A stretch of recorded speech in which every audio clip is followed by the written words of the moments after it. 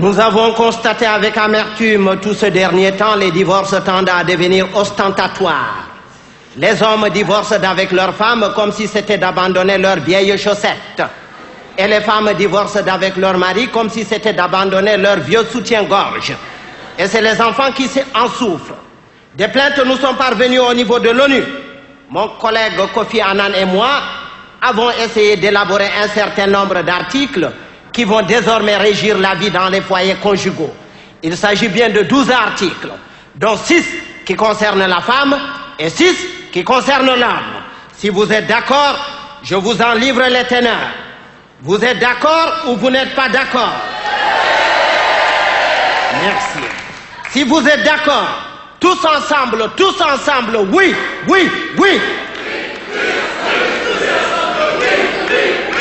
Tous ensemble, tous ensemble. Tous ensemble, tous ensemble. C'était tout simplement pour savoir ceux qui sont pour et ceux qui ne sont pas contre. Comme la tradition veut qu'on commence toujours par la femme, c'est pas moi qui irai à l'encontre de cette tradition. Charte fondamentale des déclarations universelles des droits et devoirs de la femme dans le foyer conjugal. Article 1. Ce que femme veut, l'homme donne. Merci les femmes. Merci les femmes. Les hommes ne sont pas d'accord, mais on s'en fout. Taisez-vous. Article 2. En dehors de la pression atmosphérique, la femme ne doit subir aucune autre pression. Merci. C'est l'ONU, ça vient de là-bas.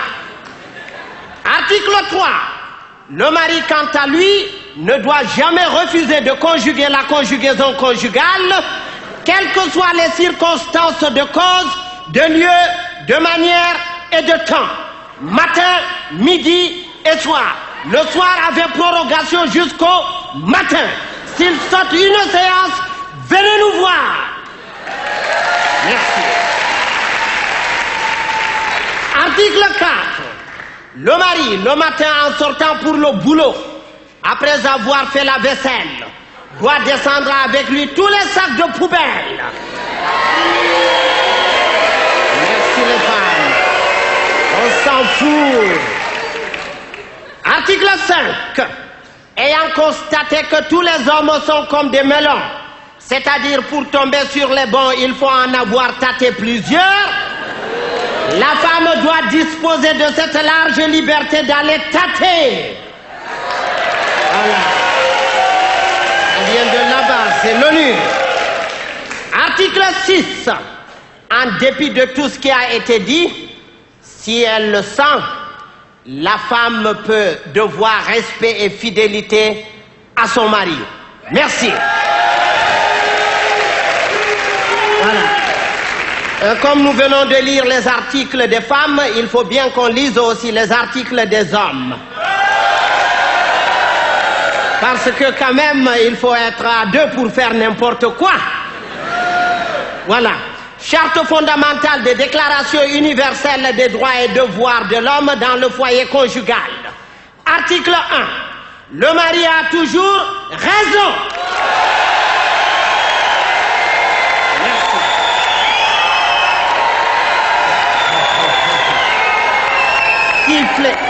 Siffler, tempêter, gouillailler, vociférer, on s'en fout. Voilà. C'est l'ONU, ça vient de là-bas. Voilà. Article 2. Quelles que soient ces urgences, la femme ne saurait se rendre au bureau de son mari sans l'avoir prévenu 48 heures avant. Merci les hommes. Voilà. Article 3. Même s'il arrive par hasard que le mari fasse avec une autre femme ce que Bill Clinton a fait avec Monica Lewinsky. Eh oui. Et qu'à la suite de cette découverte, la femme perd son contrôle au point de péter les plombs. Le mari, devant cette situation honteuse, ne trouve pas de raison valable de justification pour couper court ou pour la contraindre à la sagesse. Il lui casse copieusement la gueule à sa femme. Ce qui peut arriver arriver de temps en temps. Merci. Taisez-vous. Taisez-vous. C'est l'ONU. Et l'ONU n'a jamais tué sans raison. Voilà. Et qu'à la suite de cette découverte, la femme perd son contrôle au point de péter les plombs. Le mari, pour la contraindre à la sagesse, il lui casse copieusement la gueule. Et qu'à ce moment, entre un ami ou un visiteur respectable, la femme doit s'arrêter automatiquement de s'affoler, arborer un large sourire et faire comme si de rien n'était. Parce que même si la femme a raison, c'est l'article 1 qui s'applique. Le mari a toujours raison. Merci. Article 4. Si le mari est en forme, la femme doit automatiquement être en Formule 1. Si le mari a la grippe, la femme doit choper une crève chronique. Et si le mari a la pêche, la femme doit avoir une pêche d'enfer. Sinon, le mari est autorisé d'aller pêcher ailleurs. Merci. C'est l'ONU, ça vient de là-bas. Alors, c'est pas moi. Article 5. La femme, avant de se coucher, doit se vêtir dans sa robe de nuit, impeccable, honorable, transparente et surtout décapotable. Voilà.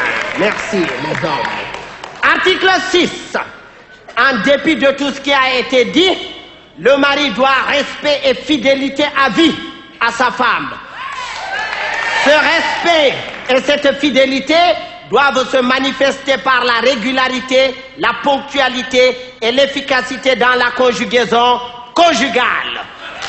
Point de mari efficace, valable, sans conjugaison conjugale régulière, efficace et surtout vitamineuse.